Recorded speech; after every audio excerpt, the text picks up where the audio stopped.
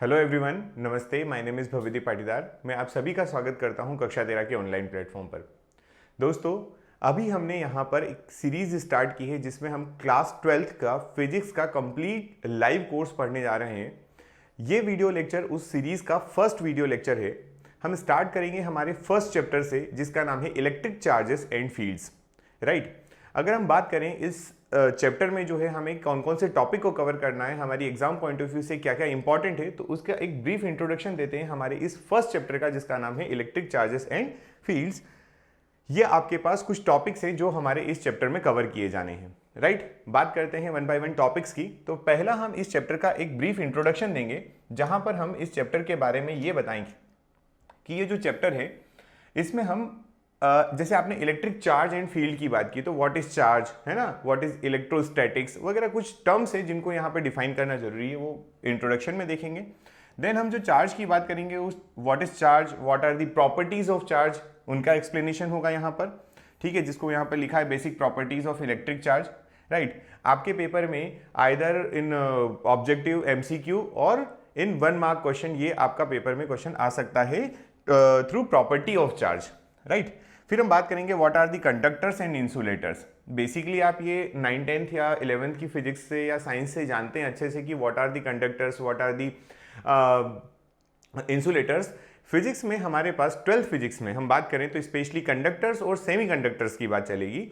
जैसे जैसे आपका ये कोर्स आगे बढ़ते जाएगा आप ये चीज़ें समझते जाएंगे। फिर बात करेंगे हम यहाँ पर most important law, that is Coulomb's law. Right, Coulomb's law के बारे में यहाँ पर बात की जाएगी। व्हाट इज कूलम्स लॉ, कहाँ पर एप्लीकेबल होता है, what are the limitations of Coulomb's law, कैसे इसके न्यूमेरिकल सॉल्व करते हैं, एक्सेट्रा। फिर हम पढ़ेंगे यहाँ पर इलेक्ट्रिक फील्ड, जैसा कि आपको ये चैप्टर का नाम सजेस्ट करता है। इलेक्ट्रिक फील्ड्स भी यहाँ पर है, चार्ज के बारे में भी बात की गई है और इलेक्ट्रिक फील्ड्स के बारे में भी बात की गई है। देन हम यहाँ पर पढ़ेंगे इलेक्ट्रिक फील्ड लाइंस। ये इलेक्ट्रिक फील्ड जो होता है उनको रिप्रेजेंट करने का एक मीडियम होता है, किस तरीके से आप इलेक्ट्रिक फील्ड को रिप्रेजेंट करते हैं वो आपकी इलेक्ट्रिक फील्ड लाइंस कहलाती हैं।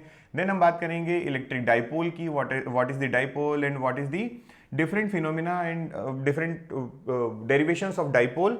फिर बात करेंगे हम एक्सटर्नल फील्ड में कैसे रखते हैं वगैरह वगैरह, है ना। इसको अगर अपन देखें तो ये हमारा पूरा टॉपिक है। देन हम बात करेंगे फ्लक्स की। इस चैप्टर का एक इंपॉर्टेंट टॉपिक फ्लक्स भी है। ठीक है, फ्लक्स होगा तो उसी से एसोसिएटेड हम लोग यहाँ पर एक लॉ पढ़ेंगे जिसको गॉस लॉ या गॉस थ्योरम भी कहते हैं। देन आता है हमारा एप्लीकेशंस ऑफ गॉस लॉ। तो ये कुछ आपके पास टॉपिक्स हैं जो हमारे इस फर्स्ट चैप्टर से रिलेटेड हैं। राइट, करें स्टार्ट, 1 बाय 1 टॉपिक को स्टार्ट करते हैं। सबसे पहले हम यहाँ पर एक इसका इंट्रोडक्शन देखना चाहते हैं जहां पर हमारे पास फिजिक्स के फर्स्ट 2 चैप्टर्स, अगर हम बात करें अकॉर्डिंग टू एनसीईआरटी, तो यहाँ पर फर्स्ट चैप्टर का जो नाम है आपने अभी देखा इलेक्ट्रिक चार्जेस एंड फील्ड्स, और सेकंड चैप्टर की अगर हम बात करें तो वहां पर है इलेक्ट्रोस्टैटिक पोटेंशियल एंड कैपेसिटेंस। तो ये जो इलेक्ट्रोस्टैटिक वर्ड है, these first 2 chapters are related to electrostatics. Electrostatics क्या होता है, तो यहां पर जो इलेक्ट्रो है, इलेक्ट्रो का मीनिंग क्या होता है, तो इलेक्ट्रो का मीनिंग आपके पास लिखा है इलेक्ट्रॉन और चार्ज। ठीक है, इलेक्ट्रो का मीनिंग हम यहां पर निकालेंगे इलेक्ट्रॉन और चार्ज, और फिर पीछे है स्टैटिक्स। स्टैटिक्स मतलब जो चीज रेस्ट पे होती है, जो इमोबाइल होती है, जो चीज रेस्ट पे होगी उसको हम स्टैटिक्स कहते हैं।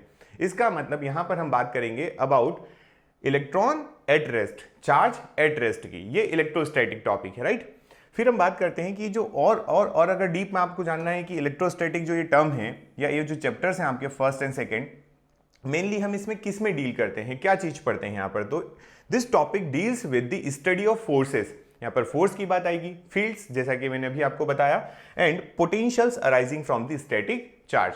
तो स्पेशली आप यहाँ देखेंगे कि आपको यहाँ पर अबाउट फील्ड, अबाउट फोर्स और अबाउट आपके पोटेंशियल के बारे में नॉलेज मिलेगा। राइट, ये आपका एक ब्रीफ इंट्रोडक्शन है ना। अब हम बात करेंगे चार्ज के बारे में। सबसे पहले जान लेना जरूरी है कि व्हाट इज चार्ज। क्यों जरूरी है, क्योंकि आपका फर्स्ट सेकेंड थर्ड ये सारे चैप्टर्स, फोर्थ चैप्टर फिजिक्स की अगर हम बात करें तो ये चारों चैप्टर में एक वर्ड, कॉमन वर्ड यूज होगा, दैट इज चार्ज। आपसे वाइवा में पूछा जा सकता है what is charge, explain charge, etcetera etcetera. तो कई बार बच्चे ना आंसर कर देते हैं sir there is positive charge and negative charge. वो तो नेचर ऑफ द चार्ज होता है, वो टाइप्स ऑफ चार्ज होता है। आपसे क्वेश्चन पूछा गया व्हाट इज चार्ज, तो ये एक कॉमन बच्चों के बीच में ना इस डेफिनेशन को आंसर करने में बड़ी प्रॉब्लम होती है।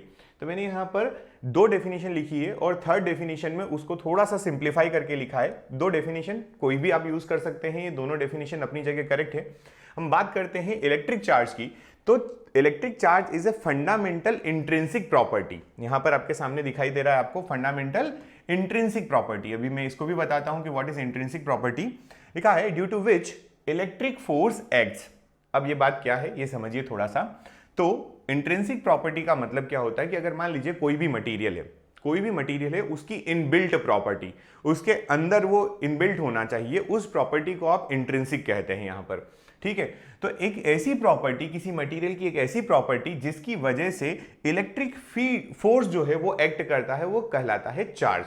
ठीक है, चार्ज क्या है? तो एक तरीके से ये इंट्रिंसिक या फंडामेंटल इंट्रिंसिक प्रॉपर्टी है जिसकी वजह से इलेक्ट्रिक फोर्स आता है।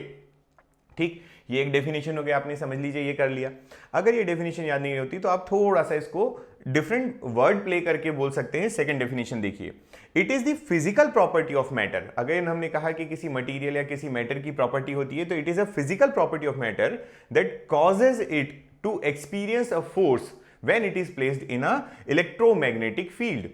ये उल्टा बता रहा है। ये पहले वाले केस में, पहली डेफिनेशन में ये बोला है कि एक ऐसी प्रॉपर्टी जो क्या करती है, जो इलेक्ट्रिक फील्ड एक्ट करवाती है ना। ठीक है, सेकंड वाली डेफिनेशन में क्या बोल रहा है कि when we place a material और matter in a electromagnetic field then due to this charge it will experience a force.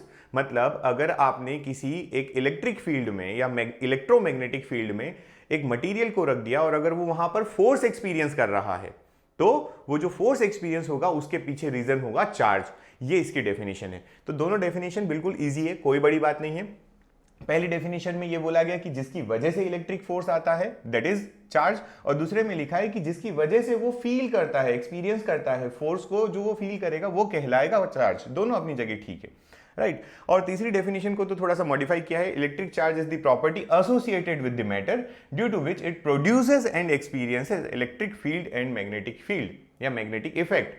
तो अब आप समझें कि हमने फर्स्ट और सेकंड को मर्ज कर दिया। जैसे यहां लिखा है कि associated with the matter due to which it produces and experiences. First definition में प्रोड्यूसेस लिखा था, सेकंड में एक्सपीरियंसेस लिखा था, दोनों को मर्ज कर दिया, तो तीसरी डेफिनेशन भी आपके सामने तैयार है। जैसा आप चाहें, ये it is up to you कि आप कौन सी डेफिनेशन बोलना चाहते हैं। आपको कोई भी ये नहीं बोलेगा कि दिस वन रॉन्ग इज, है ना, ऐसा कुछ नहीं होने वाला। तीनों डेफिनेशन अपनी जगह करेक्ट है। तो ये आपकी बात हो गई चार्ज की डेफिनेशन की। चार्ज के बारे में कुछ बातें और जान लेना बहुत जरूरी है, क्योंकि ये मैंने कहा आपको 3-4 चैप्टर में आपको ये कंटिन्यूअसली यूज होने वाला है चार्ज। तो सबसे पहली बात यहां पर हम बात करें यूनिट्स की। What is the unit of electric charge? तो हमें सबसे पहले तो ये बहुत इंपॉर्टेंट यूनिट है और इसको याद रखना है। यूनिट है एसआई यूनिट। कौन सी यूनिट है? SI unit, right. SI unit क्या होती है इसकी? तो अब शायद यहां से आप समझ गए होंगे। एसआई यूनिट जो होती है वो होती है कूलम। एसआई यूनिट इसकी क्या होती है?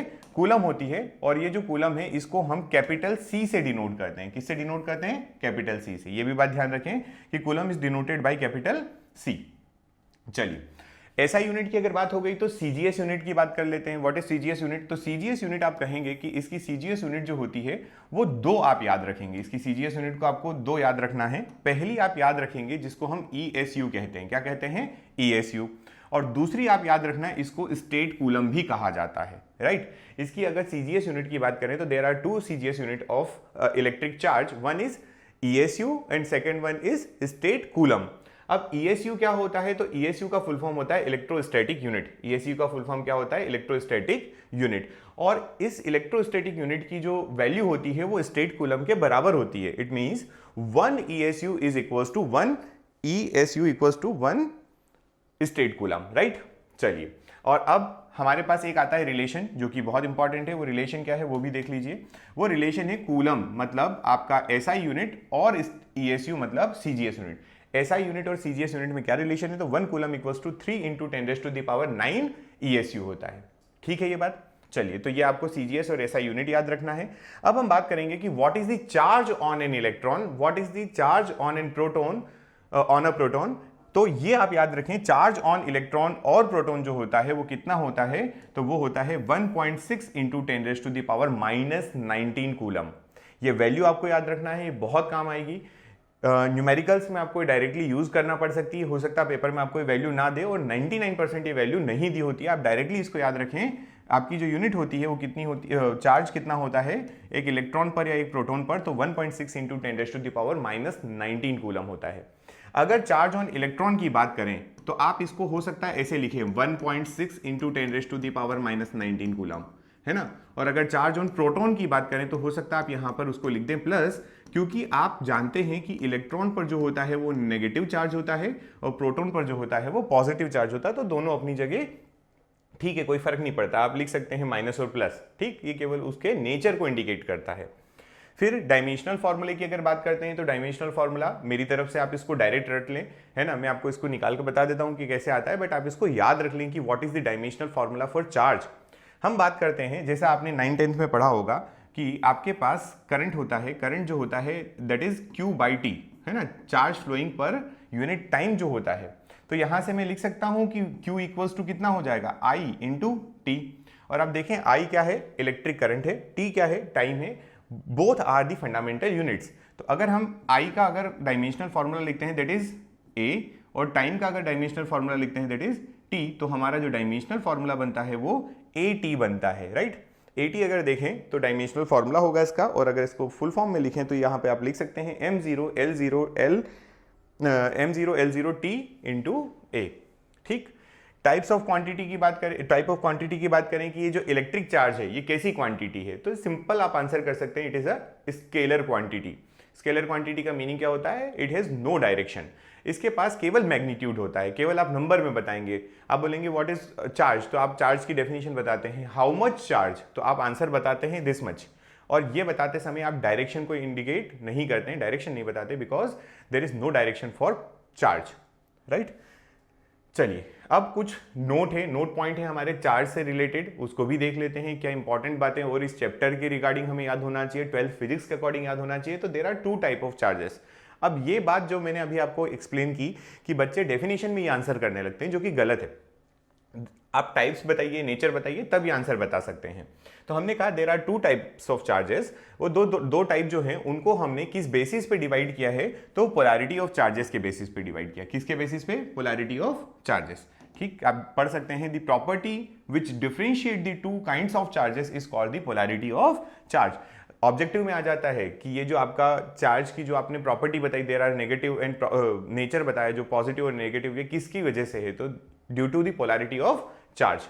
बात करें पॉजिटिव चार्ज और नेगेटिव चार्ज, तो पॉजिटिव चार्ज क्या होगा, तो जहां पर लैक ऑफ इलेक्ट्रॉन होता है, जहां पर लैक ऑफ इलेक्ट्रॉन होता है वहां पर पॉजिटिव चार्ज होता है, और जहां पर मेजॉरिटी ऑफ इलेक्ट्रॉन्स होते हैं वहां पर नेगेटिव चार्ज आ जाता है। तो हमने कहा positive charge, lack of electron in a matter is called positive charge and excess of electron in a matter is called negative charge. ये सिंपल सा डेफिनेशन, मतलब आप इसको क्या ही कहेंगे, ये है नंबर ऑफ चार्जेस की मेजॉरिटी के ऊपर डिपेंडेंस। अगर आपके पॉजिटिव चार्ज ज्यादा हो जाते हैं, इसका मतलब वहां पे पॉजिटिव नेचर आ जाता है मटेरियल के ऊपर या मैटर के ऊपर, और जहां पर इलेक्ट्रॉन्स ज्यादा हो जाते हैं वहां पर आप कहेंगे कि नेगेटिव चार्ज आ गया।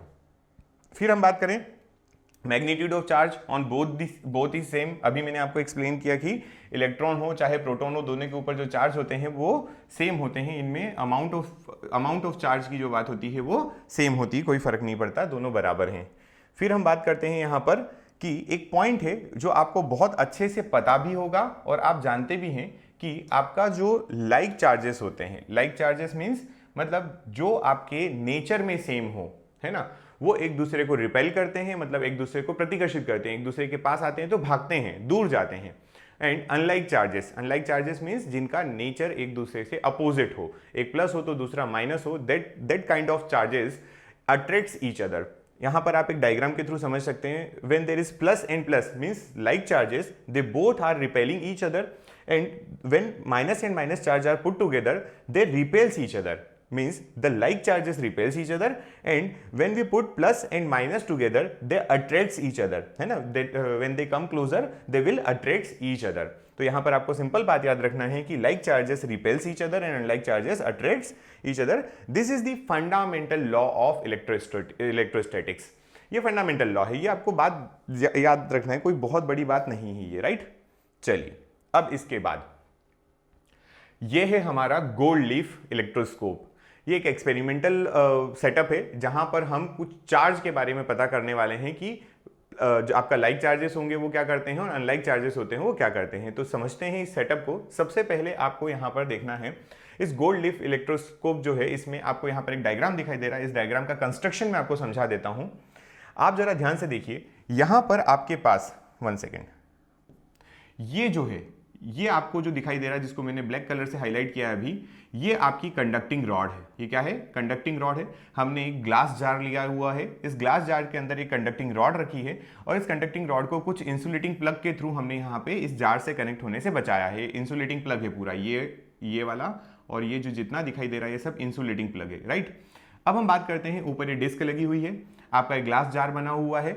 हमने यहां पर ये जो येलो कलर की आपको शीट्स दिखाई दे रही हैं, this are very fine sheets, 2 sheets made of gold, इसीलिए इसका नाम गोल्ड लीफ इलेक्ट्रोस्कोप रखा गया है, राइट। और यहां पर मेटल फॉइल है, दैट डजंट मैटर। अब हम बात करेंगे इसके बारे में, क्या पर्पस है, गोल्ड लीफ इलेक्ट्रोस्कोप क्यों बनाया गया था। तो पहली बात, इससे हम लोग जो है, इस सेटअप से हम लोग जो हैं वो ये फाइंड आउट कर सकते हैं कि जो हमने अभी पढ़ा कि like charges repels each other and unlike charges attracts each other, तो उसके बारे में समझेंगे। तो इस सेटअप को कैसे फंक्शन करता है ये, उसके बारे में बात करें, देन फिर आते हैं। देखिए एक और बार यहाँ पर इनिशियली हम क्या करते हैं, एक कोई मटेरियल लेकर आते हैं, कोई एक ऐसा इंस्ट्रूमेंट लेकर आते हैं जो पॉजिटिवली चार्ज हो। यहाँ पर आपको दिखाई दे रहा है एक आपके पास एक रॉड है जो कि पॉजिटिवली चार्ज है।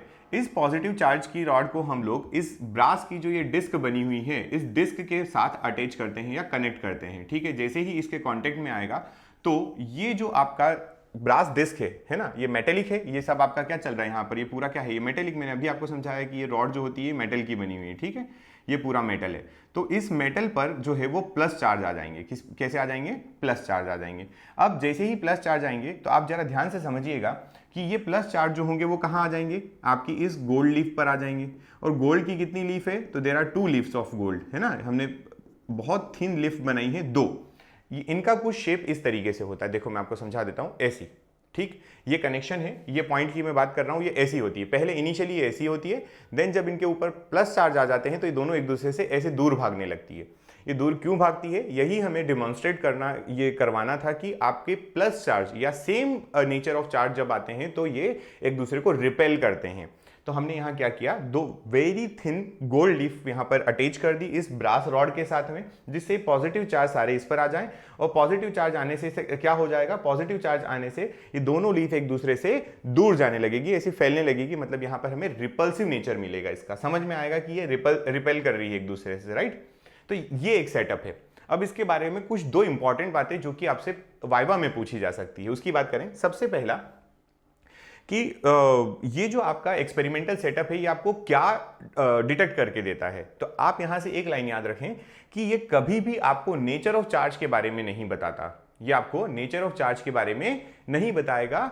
ये बस ये बताएगा कि आपके जो दोनों चार्जेस हैं वो प्लस हैं तो एक दूसरे को रिपेल करेंगे या माइनस है तो रिपेल करेंगे। यहां पर लिखा है gold leaf electroscope it only identifies और डिटेक्ट दी चार्ज, है ना। इससे हमें केवल ये पता चलेगा कि देयर आर चार्ज और नॉट, मतलब चार्ज है या नहीं है, देयर इज चार्ज और नॉट। बाकी ये नेचर या उसके बारे में, पोलैरिटी के बारे में कोई बात नहीं करेगा। यहाँ पर क्लियरली ये बात लिखी हुई है। इस नोट को आप बहुत इंपॉर्टेंट समझिए, इंपॉर्टेंट है ना। जब वाइवा में जाते हैं तो वहाँ पर कंफ्यूज किया जाता है, ऑब्जेक्टिव में भी इसी बात से कंफ्यूज होते हैं। कभी भी आपको नेचर ऑफ चार्ज कि वो पॉजिटिव है या नेगेटिव है इलेक्ट्रोस्कोप से पता, गोल्ड लीफ इलेक्ट्रोस्कोप से पता नहीं चलता है। ये केवल और केवल उसकी प्रेजेंस को बताता है। सेकेंड पॉइंट कि आपसे ये क्वेश्चन पूछा जा सकता है कि why we only use gold here, है ना, why we are not using iron और एल्यूमिनियम एक्सेट्रा, है ना। तो याद रखना गोल्ड जो होता है ना, गोल्ड को आप gold can be converted into very thin sheets, है ना। गोल्ड को आप क्या कर सकते हैं, बहुत बहुत पतली शीट्स में कन्वर्ट कर सकते हैं। जब आप इसको ऐसे रखेंगे तो आपका mg जो है, इसकी बात कर रहा हूं मैं, है ना, दोनों लीफ जो है उनकी बात कर रहा हूं, ड्यू टू mg ये दोनों एक दूसरे से ऐसी कुछ होंगी। बट जब जैसे ही आप इनके ऊपर चार्ज देते हैं तो ये दोनों एक दूसरे से दूर जाएंगी और mg किधर एक्ट करेगा, नीचे की तरफ।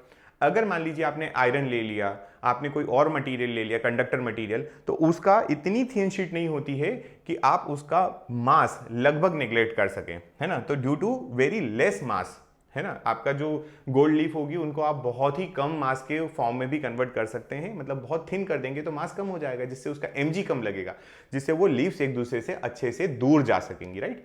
ये इसका रीजन है गोल्ड लीफ लेने का।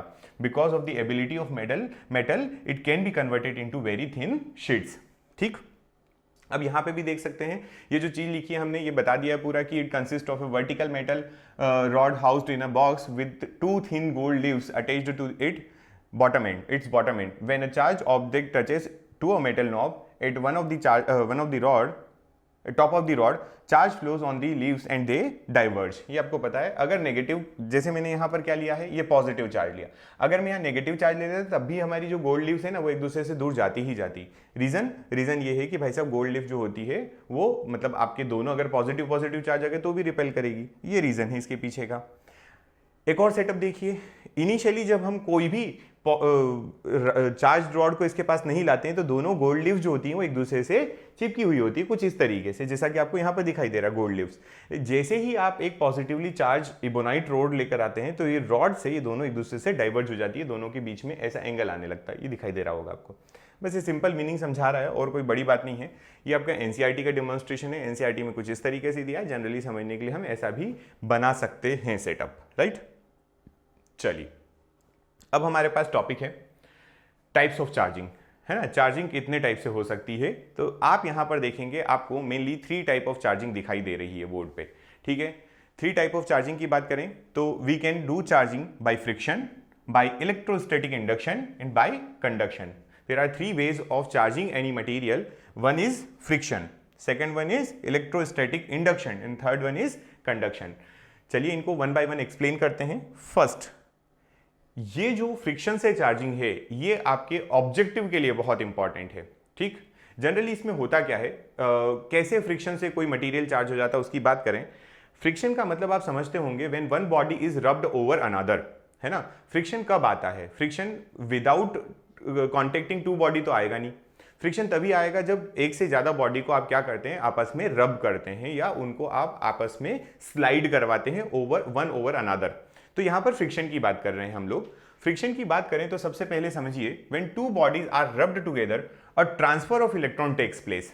चार्जिंग का मतलब क्या है, चार्जिंग का मतलब होता है आइदर नेगेटिव आ जाना और पॉजिटिव आ जाना। और थोड़ी देर पहले आपने सीखा कि नेगेटिव और पॉजिटिव कैसे आते हैं। When there is excess of electron there will be a negative charge and when there is a lack of electron there will be positively charged body. तो ये आपके पास एक सिंपल फंडा है कि अगर आपके पास इलेक्ट्रॉन ज्यादा है तो आप नेगेटिवली चार्ज बॉडी कहलाएंगे, अगर आपके पास प्रोटॉन्स ज्यादा हैं या पॉजिटिव चार्ज ज्यादा है या फिर इलेक्ट्रॉन्स कम है तो आप पॉजिटिवली चार्ज्ड बॉडी कहलाएंगे। तो when we rub together 2 bodies, different 2 bodies, a transfer of electron takes place. अब इंपॉर्टेंट बात ये कि ट्रांसफर ऑफ इलेक्ट्रॉन कैसे हो जाता है, तो भाई साहब बहुत इंपॉर्टेंट, यही हमारी फिजिक्स की ब्यूटी है। हम लोग फिजिक्स में मॉडर्न फिजिक्स भी पढ़ते हैं 12th में, आगे चल के हमको बहुत अच्छे से समझ में आता है कि when we give an energy to a material, that material absorbs the energy and emits an electron from the outermost orbit। तो ये हम पढ़ेंगे कब, जब हम आगे आपके मॉडर्न फिजिक्स में पहुंचेंगे। एटम एंड न्यूक्लियाई वाले चैप्टर में हमको ये बहुत properly with numerical, with data, with mathematical expression समझ में आता है और कैसे इलेक्ट्रॉन एक एमिट हो जाता है वगैरह, वो बात है। लेकिन यहाँ पर मैं सिंपल समझाता हूँ कि जब हम कभी फ्रिक्शन के थ्रू चार्जिंग करने की कोशिश करते हैं तो हम एक बॉडी को दूसरी बॉडी के ऊपर रब करते हैं। रब करने से हीट प्रोड्यूस होती है, जो बॉडी हीट को एब्जॉर्ब करेगी। क्या कहा मैंने कि अगर हम फ्रिक्शन करते हैं तो फ्रिक्शन के टाइम पर क्या होता है, हीट प्रोड्यूस होती है। हीट प्रोड्यूस होने से क्या होता है, कोई एक बॉडी जो होती है वो एनर्जी को एब्जॉर्ब कर लेगी। जो बॉडी एनर्जी को एब्जॉर्ब करेगी वो अपने अंदर से इलेक्ट्रॉन को एमिट कर देगी, है ना, वो अपने अंदर से इलेक्ट्रॉन को निकाल देगी। तो जब इलेक्ट्रॉन चले जाएंगे तो उसके ऊपर क्या आ जाएगा, पॉजिटिव चार्ज, और जो बॉडी इलेक्ट्रॉन को एब्जॉर्ब करेगी उसके ऊपर नेगेटिव चार्ज आ जाएगा। थोड़ा सा फिर से पढ़ के देखिए, लिखा है when 2 bodies are rubbed together a transfer of electron takes place from one body to another. The body from which electron have been transferred is left with the excess of positive charges। अभी मैंने थोड़ी देर पहले समझाया वही बात है। So get positively charged। The body which receives the electrons become negatively charged। ये बात आपकी हो गई। अब क्या होता है ये तो आपको पता चल गया कि फ्रिक्शन से चार्जिंग कैसे होती है। समझ में आया, फ्रिक्शन से पॉजिटिव नेगेटिव चार्ज कैसे आते हैं ये समझ में आया। उसके पीछे का लॉजिक ये है कि व्हेन वी रब 2 substances then due to the friction heat is produced, then one of the substance absorbs that heat and emit electron and second one absorbs that electron। एक हीट एब्जॉर्ब करता है तो electron को emit करता है, तो दूसरा जो है वो इलेक्ट्रॉन को एब्जॉर्ब कर लेता है। ये यहां पर फंडा चल रहा है। अब मैंने जो कहा आपको कि आपके पास यहां पर बहुत इंपॉर्टेंट एक चीज आती है जिसमें आपसे क्वेश्चन पूछा जाता है कि if we rubbed two different material और वो डिफरेंट मटेरियल सीए है, देन किसके पास पॉजिटिव चार्ज आएगा या कौन इलेक्ट्रॉन को गेन करेगा। तो ये आपकी टेबल आपको यहां पर इन्फॉर्म कर रही है, कैसे याद रखना है मैं आपको उसका ट्रिक भी बता दूंगा। चलिए देखिए, following tables represents negative and positive charge when it is rubbed. सबसे पहले हम लोगों ने लिखा है बॉडीज रब टुगेदर, कौन कौन सी बॉडीज है वो यहाँ पे लिखा है, किसके पास पॉजिटिव चार्ज आएंगे और किसके पास नेगेटिव चार्ज आएंगे वो यहाँ पर बात की गई है। तो मेरी तरफ से आप ना नीचे से चलते हैं फिर ऊपर जाते हैं। देखो सबसे पहले लिखा है comb and dry hair, polythene and wool, woollen coat and plastic sheets, woollen cloth and amber rod, और यहां पर भी आप देखें तो फेनल और केट स्किन और एबोनाइट रॉड। ठीक, ऊपर वाले को छोड़ दीजिए। ये जितनी बातें लिखी हैं यहां पर सभी, उनमें एक चीज कॉमन आपको जो दिखाई दे रही होगी उसकी हम बात करते हैं। जैसे हमारी बॉडी के ड्राई हेयर की बात करते हैं, फिर हम बात कर रहे हैं यहां पर वुल की, है ना, वुल ऊन जो होता है, यहां पर भी वुल, यहां पर भी वुल, और यहां पर कैट स्किन। ठीक, तो ये सारी चीजें अगर आप देखें तो जब किसी और दूसरे अच्छा एक और चीज मैं यहां पर समझा दूं, आपको जो मैं ट्रिक बता रहा हूं इसमें ध्यान रखना है कि यही कॉम्बिनेशन बनेंगे। आप ये मत सोच लेना कि सर एक काम करिए आप ड्राई हेयर और वुल को आपस में रब करवा दीजिए, ऐसा नहीं। ठीक है, यहां पर जो कॉम्बिनेशन बने उसी से आपका क्वेश्चन भी बनता है। तो हम अगर इनिशियली हम बात करें तो आप देखें कि पॉजिटिव चार्ज में यहां सभी जगह या तो आपका कहीं ना कहीं कैट स्किन या फिर आपका वुलन क्लॉथ, वुलन कोट, वुल, ड्राई हेयर, मतलब सारी चीजें जो रेशम, रेशा, सिल्क टाइप की है वो सारी बातें इधर आ रही है। ठीक है, वहीं पर अगर हम बात करें हमारी अदर चीज, मतलब जैसे यहां पर इबोनाइट रॉड लिखा था, यहां पे एम्बर रॉड है, यहां प्लास्टिक है, यहां पॉलीथीन है, यहां कॉम्ब है, तो प्लास्टिक से रिलेटेड या कुछ ऐसी चीजें जो है वो आपकी नेगेटिवली चार्ज होती है। क्लियर है? शायद अब आप समझे होंगे कि मैं क्या कहना चाह रहा हूं। मैं ये कहना चाह रहा हूं कि चाहे वो स्किन हो, है ना, जैसा यहां पर लिखा है, सॉरी आपका ड्राई हेयर हो, हमारे ड्राई हेयर की बात कर लें, या फिर हम कैट स्किन की बात कर लेते हैं, स्किन की, या फिर हम वुलन क्लॉथ की बात करते हैं, सब की सब पॉजिटिवली चार्ज होते हैं। और उनके साथ में जिसको रब किया जाता है, जैसे इबोनाइट रॉड, जैसे आपका हो गया यहाँ पर एम्बर रॉड, प्लास्टिक शीट्स हो गई हैं, सीड्स हो गई हैं, पॉलीथीन हो गया है, कॉम्ब हो गया है, इन सब के ऊपर आ जाते हैं नेगेटिव चार्ज। इसका एक्सपेरिमेंट आपने बहुत अच्छे से एक देखा होगा, 1 सेकेंड, इसका एक एक्सपेरिमेंट आपने देखा होगा जिसमें हम लोग बचपन में खूब खेलते थे स्कूल वगैरह में कि जो हमारी स्केल होती थी उसको ऐसे बालों में हम लोग रब करते थे और फिर पेपर के छोटे छोटे पीसेस लेकर उसको हम लोग पुल करने की कोशिश करते थे, तो हमारी जो स्केल होती थी उस पर ये छोटे छोटे आ जाते थे ना, वो जो आपके पेपर्स होते थे, पेपर पीसेस जो होते थे वो प्लास्टिक की रॉड उस पर स्केल पे चिपक जाते थे, तो वो हम करते थे, ये चीज़ है।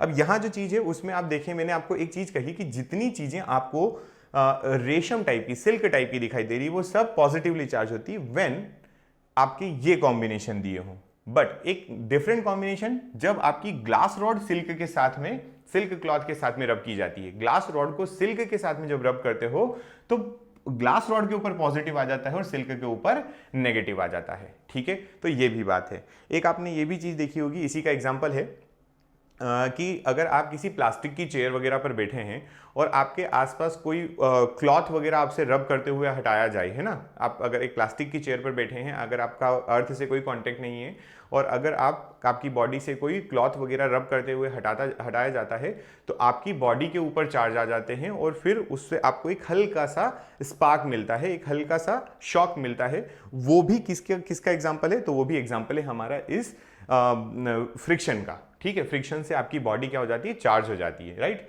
तो आपको ये एग्जांपल्स याद रखना है। एग्जांपल से मेरा मीनिंग यहाँ पर है कि आपके पेपर में डायरेक्टली ये क्वेश्चन आएगा कि बताइए अगर हम इन दो चीजों को आपस में रब करते हैं तो रब करने से किस पर पॉजिटिव चार्ज आता है और किस पे नेगेटिव चार्ज आता है। ठीक, तो ये टेबल बस इतनी इंपॉर्टेंट है, इसके अलावा जनरली पेपर में नहीं आते हैं, यही चीजें।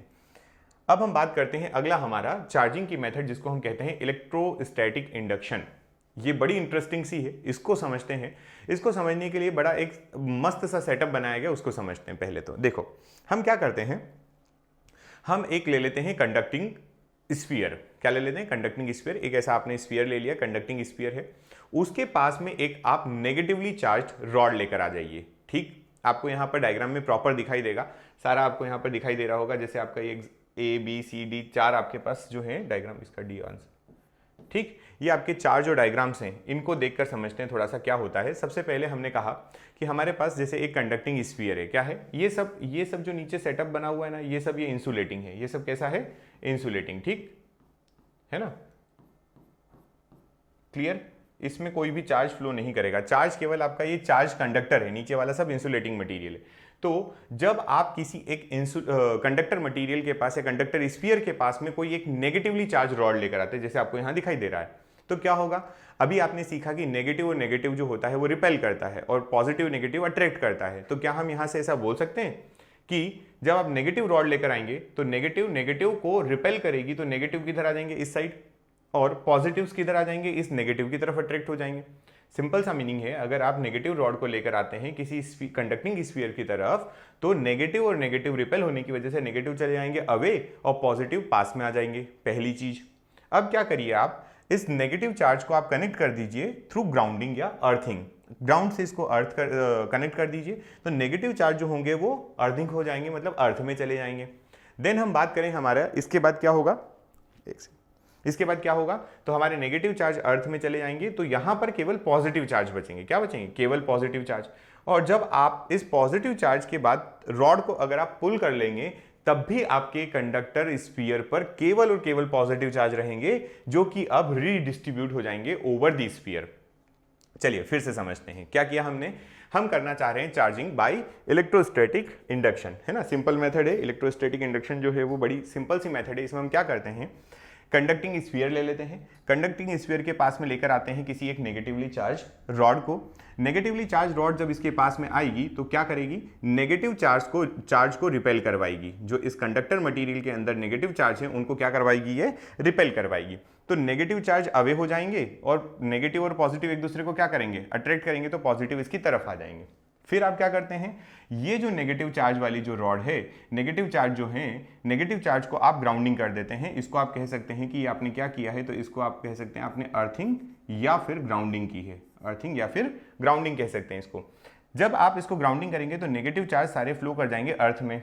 अब आपके पास इस स्फीयर पर केवल और केवल पॉजिटिव चार्ज बचे हैं, इस स्फीयर पर केवल आपके पास पॉजिटिव चार्ज बचे हैं। जब आप इस रॉड को, ये जो आपकी नेगेटिवली चार्ज रॉड थी, इसको आप यहाँ से पुल अप कर लेंगे, हटा भी लेंगे, तब भी हमारे जो चार्ज होंगे वो चार्ज पूरे स्फीयर में रीडिस्ट्रीब्यूट हो जाते हैं, मतलब वो फैल जाते हैं। अब नेगेटिव चार्ज नहीं है, तो क्या मैं बोल सकता हूँ कि हमारा जो स्फीयर है ये पॉजिटिवली चार्ज हो गया है, क्योंकि यहाँ से नेगेटिव चले गए, इसके पास एक्सेस ऑफ प्रोटॉन्स हो गए हैं, लैक ऑफ इलेक्ट्रॉन हो गया, तो ये पॉजिटिव चार्ज हो गया, राइट। इसकी पूरी थ्योरी यहाँ पर लिखी है, आप चाहें तो इसको पढ़ सकते हैं, ये और आपका ये फिगर वाइज, है ना, फिगर बी में क्या हो रहा है ना, फिगर सी में क्या हो रहा है, फिगर डी में क्या हो रहा है, ये सारी बातें यहाँ पर एक्सप्लेन कर दी गई है, राइट। ठीक है, कोई बड़ी बात नहीं है। अब आता है हमारा थर्ड, चार्जिंग बाय कंडक्शन, है ना, चार्जिंग बाय कंडक्शन। ये क्या होता है कंडक्शन से चार्जिंग, तो देखिए डायग्राम से भी समझते हैं क्या होता है और हम इसको नॉर्मली देखते हैं अभी, और ठीक है। चलिए देखिए, हमने लिखा है कि जब आपके पास दो कंडक्टर होते हैं, क्या होते हैं, दो कंडक्टर, एक चार्ज होना चाहिए और दूसरा अनचार्ज, मतलब न्यूट्रल हो या उसके ऊपर कोई चार्ज ना हो। तो देखिए ये आपने एक ऐसा चार्ज लिया जो इनिशियली ये कैसा है, अनचार्ज्ड है, ये कैसा है, अनचार्ज्ड। आप क्या कर रहे हैं, इस अनचार्ज्ड कंडक्टर के ऊपर, इस अनचार्ज्ड कंडक्टर के ऊपर कोई एक कंडक्टर मटेरियल लेकर आ रहे हैं जिसके पास ऑलरेडी पॉजिटिव है। जब आप देखें, आप यहाँ पर इसको कंडक्टर मटेरियल को दोनों को कांटेक्ट में लाएंगे, फिजिकल कांटेक्ट में लाएंगे, तो यहाँ से जो पॉजिटिव चार्ज है वो किधर चले आएंगे, वो आपके अनचार्ज कंडक्टर की तरफ चले आएंगे, ठीक है।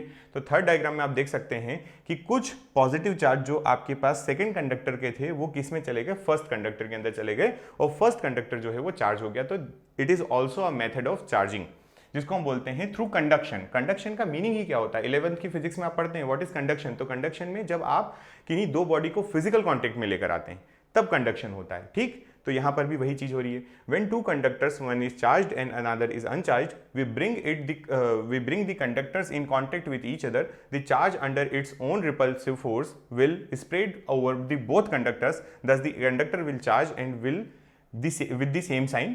If charged and uncharged conductor are of the same size, will be equally divided if separated after contact. तीन चार बातें हैं, छोटी छोटी सी है, वो भी समझते हैं। देखिए, एक चार्ज कंडक्टर है, एक अनचार्ज कंडक्टर है, ठीक है। आप ये समझ लीजिए कि आपके पास ये दो कंडक्टर्स हैं, ठीक। एक दो कंडक्टर में यहां पर सारे कैसे हैं, सारे की सारे यहां पर पॉजिटिव चार्ज है, ठीक है। ये आपका क्या है, अनचार्ज। तो इनिशियली अगर हम बात करें, 1 सेकेंड, है ना,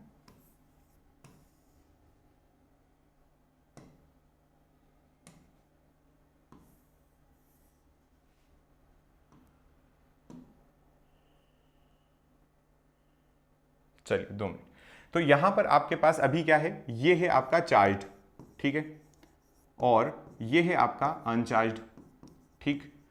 आपने क्या किया, आपने इनिशियली इन दोनों को ऐसा रखा और थोड़ी देर बाद इन दोनों को आपने कांटेक्ट करवा दिया। कैसे कांटेक्ट करवाया, थ्रू अ कंडक्टर वायर।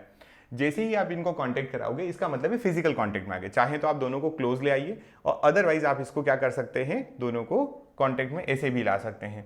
अगर ये कांटेक्ट में आते हैं तो मैं फिर से बनाता हूं कि थोड़ी देर बाद आपको ये कैसे दिखाई देंगे, उनकी बात कर लेते हैं, ठीक। तो अगर हम बात करें, हमने इन दोनों को किसी वायर के थ्रू क्या कर दिया, कनेक्ट कर दिया। और वायर जो है वो कैसा होना चाहिए, तो वायर आपने कहा कि हमारा वायर जो है वो कंडक्टर वायर होना चाहिए। तो क्या होगा, यहां पर से कुछ चार्ज फर्स्ट अनचार्ज से कहां पहुंच जाएंगे, चार्ज पर, सॉरी चार्ज से कहां पहुंच जाएंगे, अनचार्ज पर। तो आपको ये कुछ ऐसा दिखाई देने लगेगा। समझ गए आप बात, ठीक है क्या ये, है ना। आपको ये जो कंडीशन है थोड़ी देर बाद कैसी दिखाई देने लगेगी, तो ये जो कंडीशन है ये ऐसी दिखाई देने लगेगी। इससे ये होता कैसे है, तो देखिए ये जो चार्ज कंडक्टर है ना, इसके पास अमाउंट ऑफ चार्जेस बहुत ज़्यादा है। तो इसके अंदर पॉजिटिव एंड पॉजिटिव जो होते हैं वो क्या करते हैं, रिपेल करते हैं, है ना, रिपेलिंग ईच अदर। अब क्या होगा, जब इनको कोई एक अनचार्ज कंडक्टर मिल जाता है तो उनको स्पेस मिल जाती है, और स्पेस मिलती है तो ये जो रिपल्सिव फोर्स लग रहा था उसकी वजह से पुश करते हैं और वो चले जाते हैं दूसरे के ऊपर, ठीक। यहां पर एक चीज समझ में आती है कि अगर मान लीजिए ये इन दोनों की क्या होगी, अगर साइज सेम है, बोथ हैज सेम साइज, ठीक है, अगर साइज दोनों की सेम है, साइज पर डिपेंडेंसी है, तो जो चार्ज है, डिस्ट्रीब्यूशन ऑफ चार्ज, हम यहां पर क्या बोलेंगे, then the distribution of charge is equal, ठीक है। यहां पर चार्ज का जो डिस्ट्रीब्यूशन होगा वो कैसा हो जाएगा, इक्वल हो जाएगा। देखिए यहां पर मैंने कहा, यहां पर टोटल 8 चार्ज आपको दिखाई दे रहे हैं, दूसरा अनचार्ज था। दोनों की साइज अगर सेम रखेंगे तो दोनों पे 4 डिवाइड हो जाएंगे। अगर कम ज्यादा होंगे साइज तो वो न्यूमेरिकल में हम समझेंगे कि क्या होता है, कितने चार्ज डिवाइड होते हैं, ठीक है। यहां तक बात, ये आपकी तीनों मेथड थी जिससे आप समझते हैं कि चार्जिंग कैसे की जाती है। एक मेथड है फ्रिक्शन के थ्रू चार्जिंग करना, एक मेथड है इलेक्ट्रोस्टैटिक इंडक्शन के थ्रू चार्जिंग करना, और तीसरी है कंडक्शन के थ्रू चार्जिंग, ठीक। चलिए अब आता है हमारे पास टाइप्स ऑफ मैटर, ठीक। टाइप्स ऑफ मैटर में मैंने आपको कहा कि यहां पर फिजिक्स 12th की क्लास में हम लोग स्पेशली कंडक्टर और सेमीकंडक्टर के बारे में बात करेंगे, इंसुलेटर के बारे में बात कम होती है। इंसुलेटर का यूज नहीं है ना उतना ज्यादा, इसलिए। तो हमारे पास अगर हम बात करें according to flow of charges, flow of charge के अकॉर्डिंग बात करें तो कंडक्टर, इंसुलेटर एंड सेमीकंडक्टर। अब सिंपल बात, अगर हम कहते हैं कि वाटर कंडक्टर्स, तो on the basis of flow of charge, the material which allows the flow of charge are known as conductors. The material which does not allow the flow of charge is known as insulator, and in between of them is semiconductor. इसको मैं आपको समझाता हूं कि what is semiconductors. शायद हो सकता है आप पहली बार पढ़ रहे हैं, आप लोग इसके लिए बिल्कुल नए हो, ये टर्म आपके लिए नहीं हो। मैं थोड़ा सा एक्सप्लेन करता हूं। ये आपका पूरा चैप्टर है, फिजिक्स का लास्ट चैप्टर ही सेमीकंडक्टर है आपका, ठीक है। बहुत अच्छे से एक्सप्लेन करेंगे, बाद में पढ़ेंगे, बट हाँ मैं आपको बेसिक वो दे देता हूँ, एक आइडिया दे देता हूँ। कंडक्टर्स की बात करें तो the substance through which electric charge can flow easily are called conductors. आप जानते हैं इनके एग्जाम्पल्स की अगर अपन बात करें तो इनके एग्जाम्पल्स क्या क्या हो सकते हैं। इनके एग्जाम्पल होंगे like iron, aluminium, copper, silver etcetera. Metals जो होती हैं दे आर कंडक्टर्स। नेक्स्ट बात करते हैं इंसुलेटर की, तो insulator are those who does not या which do not allow the flow of charge. तो ये कैसे हो जाते हैं, ये हो जाते हैं plastic and would and etcetera etcetera, ठीक। आपको सबको पता है ना। सैंड की बात करें कैसी होती है वो, सॉइल की बात करें, रॉक्स की बात करें, सब कैसे होते हैं, तो वो सब इंसुलेटर होते हैं। फिर आता है हमारा सेमीकंडक्टर। अब सेमीकंडक्टर जो होता है, सेमीकंडक्टर के लिए एक लाइन याद रखें कि semiconductor is material between conductor and insulator, ठीक है। कंडक्टर और इंसुलेटर के बीच में आपका सेमीकंडक्टर आता है। अब इसका क्या मतलब है बीच में आने का, मतलब कि देखिए अगर आपका किसी मटेरियल का टेम्परेचर लो है, टेम्परेचर लो है और वो इंसुलेटर की तरह बिहेव कर रहा है, और at high temperature it behaves like conductor, those substance are known as semiconductor.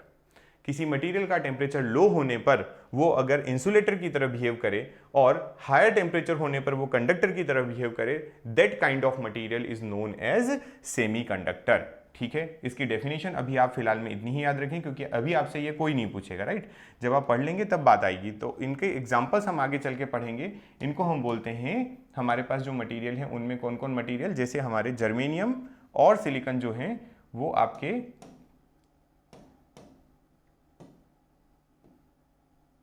Germanium और सिलिकॉन जो हैं ये आपके कैसे मटेरियल हैं, तो ये मटेरियल हैं आपके सेमीकंडक्टर। दोनों को याद रखें, जर्मेनियम एंड सिलिकॉन बहुत बार काम आने वाले हैं। बेसिक डेफिनेशन अभी याद रखें, फर्स्ट चैप्टर है, बिल्कुल इंट्रोडक्टरी वीडियो है आपके लिए ये। आप इसमें कुछ जानकारी नॉलेज ले रहे हैं जिससे आपका आगे के फिजिक्स और ये चैप्टर्स जो हैं इलेक्ट्रोस्टैटिक वाले वो कंप्लीट हों। अब हमारे पास एक इंपॉर्टेंट चीज आ रही है जो कि आपकी है क्या, जिसको हम कहते हैं प्रॉपर्टीज ऑफ चार्ज। क्या कहते हैं? Properties of electric charge. आप यहां देख पा रहे हैं आपके पास देयर आर 3 प्रॉपर्टीज स्पेशली। कितनी? 3 प्रॉपर्टीज है ना। पहली प्रॉपर्टी अगर आप बात करें तो सिंपल है, very simple, additivity of electric charge. Then हम बात करें तो चार्जेस आर कंजर्व्ड। देन बात करें तो क्वांटाइजेशन ऑफ चार्ज। इन तीनों का मीनिंग समझते हैं, व्हाट आर दिस प्रॉपर्टीज, है ना। सब वन बाय वन स्टार्ट करते हैं, इंपॉर्टेंट है। पहले नंबर पे अगर आप देखें तो सबसे पहले additivity of electric charge. Additivity of electric charge क्या होता है? It is very simple. अगर आपके पास एक कोई स्फीयर है, अगेन हम यहाँ पे कंसीडर करते हैं, मान लीजिए हमारे पास स्फीयर ले सकते, कुछ भी ले सकते हैं, कोई भी शेप ले सकते हैं, ऐसा कोई जरूरी नहीं, ठीक। इस स्फीयर के अंदर आपने क्या किया, इनिशियली यहाँ पर आपने कुछ मटेरियल या कुछ चार्ज दे दिया Q1। कितना चार्ज दे दिया? Q1। यहां आपने Q1 चार्ज सप्लाई किया। थोड़ी देर बाद आपने फिर क्या किया, इसको फिर आपने एक चार्ज दिया Q2, ठीक। फिर आपने चार्ज दिया Q3, और इस तरीके से आप इसको कुछ चार्जेस और सप्लाई करते रहे। तो आप थोड़ी देर बाद देखेंगे कि जो total amount of charge in this sphere कितना होगा, तो वो हो जाएगा इन सब का एल्जेब्रिक सम। एल्जेब्रिक सम क्यों? क्योंकि आपको पता है charges are scalar quantities. Charges जो होते हैं स्केलर क्वांटिटी होती है, there are no need to add vector sum, ठीक है। There are no need to do vector sum. हम डायरेक्टली क्या कर सकते हैं, स्केलर मेथड या एल्जेब्रिक सम की मेथड के थ्रू इनको ऐड कर सकते हैं। That's why here we write according to this property if a system contains n charges, कितना है? n charges that are Q1, Q2, Q3, Q4, Q5, Qn, then total charge of the system is Q। Total charge को हमने Q से denote किया, and what is Q? तो Q1 plus Q2 plus Q3 plus Q5 etcetera up to Qn, right. अच्छा, दूसरी चीज क्या याद रखना है? दूसरी बात यहां पर ये याद रखना है कि जब आप ये सब ऐड कर देते हैं, जब आप ये सब ऐड कर देते हैं तो यहां पर आपको साइन का भी ध्यान रखना पड़ेगा। Science means what? साइन का मतलब होता है कि अगर आपके चार्जेस, जैसे यहां पर हमने कंसीडर किया, हमने सारे चार्ज कैसे कंसीडर किए थे? पॉजिटिव। अगर मान लीजिए इसमें से Q2 नेगेटिव हो जाता तो देन द टोटल या net charge will be Q1 minus Q2 plus Q3। ठीक है ये बात, है ना। और चलिए एक चीज और की, अगर मान लीजिए यहां से आपने Q4 को बाहर निकाल दिया, तब कितना हो जाएगा? तो Q4 क्योंकि बाहर जा रहा है तो साइन कन्वेंशन के अकॉर्डिंग उसको नेगेटिव लेने और Q4 हो जाएगा। ये एक बात ध्यान रखें, राइट। चलिए अगर इसको नहीं समझ गए ना, ये चीज ऐसा होता है, ठीक है। इसको बोलते हैं एडिटिविटी ऑफ चार्ज। यहां पर लिखा हुआ भी है कि charge has magnitude but no direction. आप जानते हैं क्योंकि हमने एल्जेब्रिक सम किया है। Proper sign have to be used while adding the charge in a system. Charges के साइन आपको, सिंबल आपको सही रखना है। नेक्स्ट हम बात करेंगे second property is charge are conserved. जैसा आप लोगों ने आज तक साइंस में पढ़ा है conservation of mass, conservation of energy, उसी तरीके से यहाँ पर कंजर्वेशन ऑफ चार्ज आ रहा है। तो the definition is very popular here and there also कि the total it can neither be created nor be destroyed, either it is energy और मास और हियर इट इज चार्ज। तो हम definition wise अगर देखें तो हमने यहाँ लिखा है law of the conservation of electric charge states that the algebraic sum of electric charge in an electrically isolated system is always remains constant irrespective of the any process taking place। कहने का मतलब simple सा है कि कोई भी method आप ले लो, अगर कोई मेथड हो भी रही है और एक आइसोलेटेड सिस्टम है, कैसा सिस्टम है? Isolated system, then there will be a constant और fixed number of charge, there will be no new formation of charge, there will be no destroy of charge. ठीक है, कैसे, मैं यहां पर आपको उसका एक छोटा सा एग्जांपल देकर समझाना चाहूंगा। हमने कंसीडर किया this is an isolated system. Isolated system का मतलब होता है which is separated by the surroundings. ठीक है, आइसोलेटेड सिस्टम मतलब जिसका मार्केट से, जिसका एनवायरमेंट से, जिसका एटमॉस्फेयर से कोई लेना देना नहीं है। This system is only the system here our study is focused, right. ये आपके पास एक आइसोलेटेड सिस्टम हो गया। हमारे पास यहाँ पर मान लीजिए कि दो स्फीयर है। इनिशियली हमारे पास क्या है, यहाँ पर दो स्फीयर हैं, ठीक। अगर हम बात करें कि हमारे इस फर्स्ट स्फीयर में हमारे पास कुछ नेगेटिव चार्ज है। हम इस बार नेगेटिव चार्ज की बात कर लेते हैं। हर बार हम पॉजिटिव ले रहे हैं, आपके मन में आ रहा होगा कि सर पॉजिटिव ले लेते हो बार बार, नेगेटिव चार्ज है। क्या है नेगेटिव चार्ज? आपने यहाँ पर एक चीज लिखी लास्ट में कि irrespective of any process taking place. Process में मैं आपको एक सिंपल चीज समझाना चाहता हूं कि you connect this spheres through a conducting wire. Connect कर दो इन दोनों को। अगर आपने इनको कनेक्ट कर भी दिया, then also now if you calculate the total amount of charge, then it will come. जैसे क्या होगा, नेगेटिव यहां से क्या नेगेटिव रिपेल करेंगे, तो अभी मैंने समझाया कुछ नेगेटिव जो होंगे वो कहां चले आएंगे, यहां चले आएंगे, है ना। और कुछ नेगेटिव से यहीं बचे रहेंगे, कुछ नेगेटिव यहीं रहेंगे, उनको अपन बात कर लेते हैं। इतने नेगेटिव बच गए मान लीजिए यहाँ पर, ठीक, और कुछ नेगेटिव इधर चले गए। तो ये जो नेगेटिव चार्ज आपके अभी भी अगर आप टोटल करोगे for an isolated system, that it will come exactly same number which was before. इसमें जितने चार्ज थे टोटल सम करते तब भी उतने ही चार्ज हैं। अभी दोनों को कनेक्ट कर दिया, एक प्रोसेस कर दी, तब भी उतने ही चार्ज है। यहां पर चार्ज का केवल ट्रांसफर हुआ है, there is no new formation of charge, है ना, और नो डिस्ट्रॉय ऑफ चार्ज। ये बात यहां पर लिखी हुई है आपके इसमें, ठीक है। सम करोगे तो उतने ही चार्ज आएंगे। इसकी और बात करें तो लिखा है in an electrically isolated system only those processes are possible in which charges of equal magnitude and opposite types are either produced और डिस्ट्रॉयड। ये डेफिनेशन थोड़ी डिफिकल्ट पड़ती है, आप चाहें तो डायरेक्टली फर्स्ट डेफिनेशन से आंसर कर सकते हैं, अपने पेपर में राइट डाउन कर सकते हैं, ठीक। चलिए, तो आपकी दूसरी प्रॉपर्टी हो गई। Third property which is quantization of charge, and it is most important property of a charge, क्योंकि ये बहुत बार यूज होता है, बहुत जगह यूज होता है। आप देखते जाइए, थर्ड चैप्टर तक जाके मैं क्वांटाइजेशन ऑफ चार्ज आपको बताऊंगा, ठीक है, वहां तक यूज होगा। सबसे पहले हम बात करते हैं व्हाट इज क्वांटाइजेशन। यहां पर मैं आपको सिंपल बात बताना चाहता हूं कि जो ये क्वांटाइजेशन वर्ड लिखा है, इस क्वांटाइजेशन को आप एक चीज से याद रखें कि क्वांटाइजेशन का मतलब होता है, सिंपल याद रखने के लिए, है ना, बिल्कुल लेमन टर्म में, नो नंबर इन डेसिमल और फ्रैक्शन, रेशनल नंबर, है ना, फ्रैक्शन। क्वांटाइजेशन का मतलब यहां पर ये याद रखें आप मेरी तरफ से। अगर इतना आप याद रख लेंगे तो आप इस चीज को समझ जाएंगे बहुत अच्छे से। केवल ये याद रखने के लिए है, राइट, ठीक। चलिए, अब इसको थोड़ा सा और समझ लेते हैं, एक्सप्लेन कर देते हैं कि ये क्या है। क्या है? It is established that all free charges are integral multiple. क्या लिखा है? Integral multiple of a basic unit of charge denoted by e. Charge को आप ई से डिनोट करते हैं तो उसके इंटीग्रल मल्टीपल, मतलब कोई डेसिमल नहीं होना चाहिए। इसका और सिंपल मीनिंग मैं आपको लेमन टर्म में बताऊं तो there will be no 1.5 charge, 1.6 charge, 7/8 charge, 7/5 charge, इस तरीके 7/2 चार्ज, इस तरीके से कोई चार्ज नहीं होता है।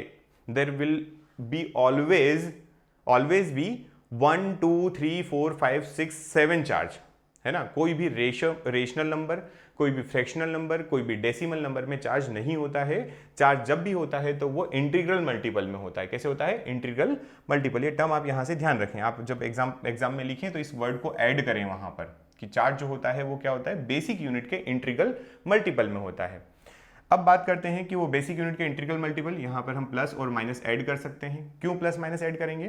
कि अगर हमारे पास इलेक्ट्रॉन है तो हम यहां माइनस लिखेंगे, और अगर हमारे पास प्रोटॉन है, प्रोटॉन अगर होता है जो कि वापस से कितना होगा 1.6 इंटू 10⁻⁻⁹ कूलम, तो ये जो दोनों होते हैं, दोनों प्रोटॉन होगा प्लस लिख देंगे, इलेक्ट्रॉन होगा माइनस लिख देंगे।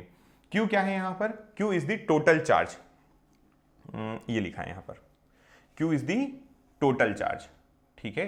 क्यू को याद रखें कि क्यू क्या है, तो Q is the total charge है, ठीक। क्यू टोटल चार्ज है। एन क्या है? नंबर ऑफ चार्जेस हैं। और ई क्या है? Charge on electron. N here, n is the integer number, और हम यहां पे लिख देते हैं कि एन जो होगा वो क्या हो सकता है, तो 1, 2, 3, 4 एंड सो ऑन। ठीक, इसके अलावा नहीं हो सकता, जो कि नीचे भी लिखा है हियर n इक्वल्स टू 1 2 3।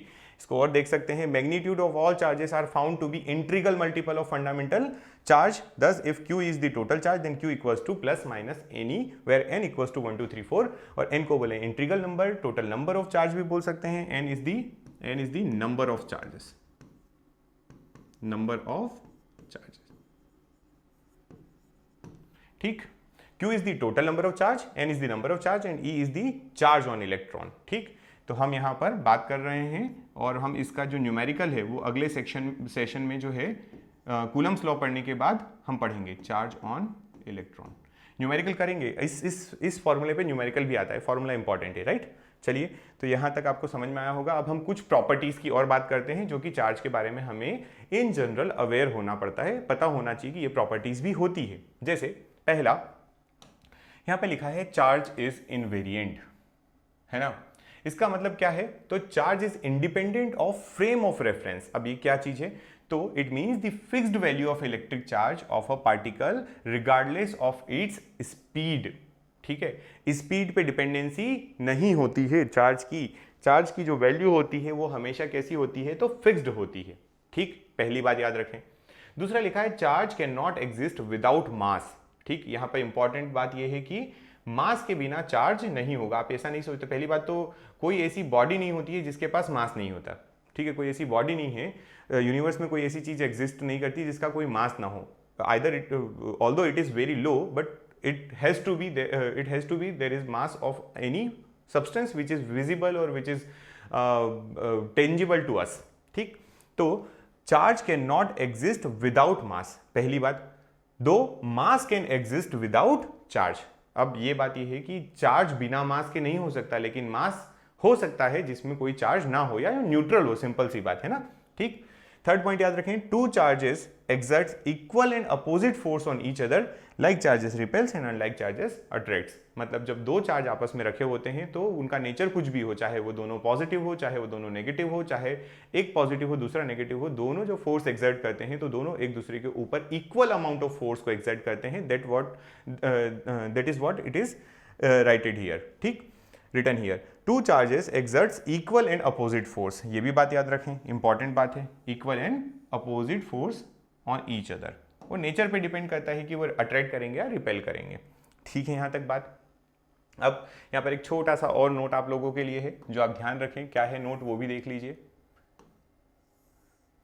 चलिए, नोट ये है, the quantization of charge was first suggested by experimental law of electrolysis discovered by the English experimentalist Faraday.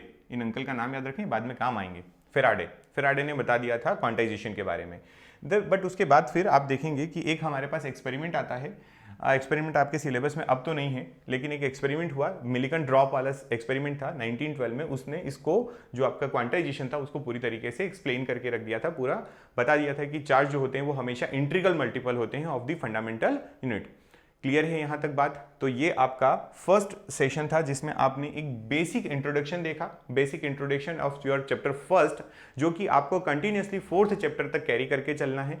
Q equals to n e is the outcome of our class in terms of mathematical term, in terms of numerical importance, और बाकी चीजें जो हैं आपको वो ऐसे ही in general याद रखना है, क्योंकि यहाँ पर जो है ये चार्ज की बात है। Charge is not seen by the naked eyes. I don't have idea about what is the shape of charge. It is recommended and it is given by the scientist that it is spherical type charge.